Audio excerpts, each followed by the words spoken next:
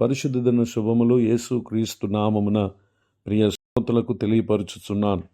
నేటి దిన వాక్య ధ్యానం కొరకు ఇర్మియా గ్రంథం 33వ అధ్యాయము 11వ వచనంలో రాయబడిన ఆఖరి వాక్య భాగాన్ని చదువుకుందాం. యెహోవా మందిరములోనికి స్తుతియాగములను తీసుకుని వచ్చు వారి స్వరమును మరలా వినబడును. చిన్న ప్రార్థన. కృపగల తండ్రి, మీకు వందనాలు. నేడు చదివిన ఈ వాక్య భాగంలో నుండి మాతో నీ ప్రజలతో మీరు మాట్లాడి మమ్మల్ని దర్శించమని యేసు క్రీస్తు నామములో ప్రార్థిస్తున్నాను తండ్రి, ఆమెన్. చదవబడినటువంటి వాక్య భాగంలో దేవుని మందిరములోనికి స్తుతియాగములు తీసుకుని వచ్చుట అనేది చాలా ప్రాముఖ్యమైనటువంటి పని. నాటి పాత నిబంధన కాలంలో కానీ నేటి క్రొత్త నిబంధనలో కానీ స్తుతియాగములు అనేవి ఎంతో ప్రాముఖ్యమైనవి. యెరూషలేము పట్టణంలో నివాసం చేస్తున్నటువంటి యూదా ప్రజలు వారు దేవునిని స్తుతించుటను నిర్లక్ష్యం చేసినటువంటి ఆ సందర్భంలో ప్రభువారు ఆయనను స్తుతించువారెవరో, ఆయనను నిర్లక్ష్యం చేయవారెవరో వారిని వేరుపరుచుటకై బబులోను దేశపు రాజు నెబుకద్నెజరు ఆ చోటికి పంపించి అందులో కొందరు చెరగా వెళ్ళుటను, కొందరు అక్కడే ఉండుటను మనము ఆ గ్రంథంలో గమనించగలం. అయితే ఎందరైతే చెరలోనికి వెళ్తారో తిరిగి మరలా వారు 70 సంవత్సరాల అనంతరం వారు ఈ చోటికి వచ్చి ఈ స్థలమందు యెహోవా మంచివాడని, ఆయన కృప నిరంతరం ఉండునని, సైన్యములకు అధిపతి యెహోవాను స్తుతించుడు అని పలుకువారి స్వరములు వినబడును అనేటటువంటి భవిష్యత్కాల సంగతిని వారికి తెలియచేయటం గమనించగలం. ఎవరైతే ఆయనను స్తుతించుటను అశ్రద్ధ చేశారో వారి కలుగు నాశనాన్ని గురించి కూడా ప్రభువారు తెలియచేయటం మనం గమనించగలం.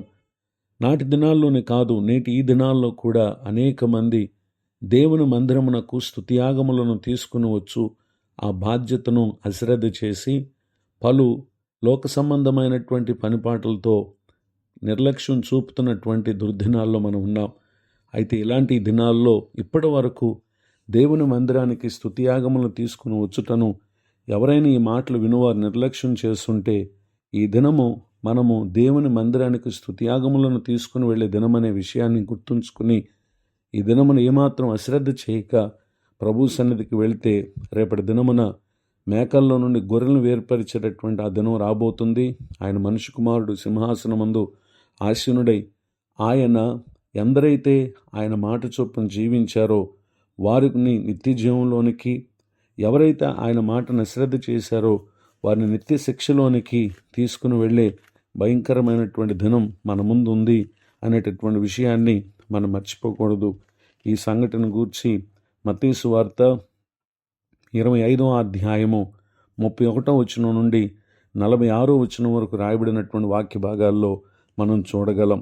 స్తుతియాగము అనగా హెబ్రీయులకు రాసినటువంటి పత్రిక 13వ అధ్యాయం 15వ వచనంలో, కాబట్టి ఆయన ద్వారా మనం దేవునికి ఎల్లప్పుడూ స్తుతియాగము చేయదుము అనగా ఆయన నామమును ఒప్పుకొనుచు జిహ్వాఫలము అర్పించుదుము అని తెలియచేయటం మనం గమనించగలం. ఈ కార్యములు చేయుటకు ప్రతి ఒక్కరూ నిశ్చయముగా దేవుని మందిరానికి రావాలి. ఆ స్థలమందు ఆ మన స్వరములు వినబడాలి.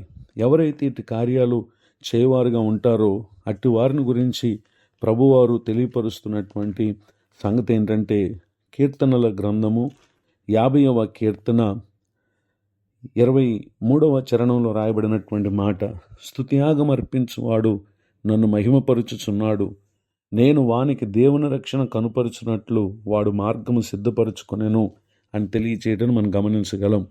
ఎందరైతే స్తుతియాగము తీసుకుని వచ్చి దేవుని మందిరములో దేవుని స్తుతిస్తారో అట్టి వారికి దేవుడు రానున్నటువంటి క్షణాల్లో, దినాల్లో, తమ ముందున్నటువంటి సంవత్సరాల్లో నిశ్చయంగా ప్రభువారు తాము ఎదుర్కొనేటటువంటి పలు విపత్తుల్లో, అపాయాల్లో ఆయన వారికి రక్షణ కలుగు చేస్తాడు.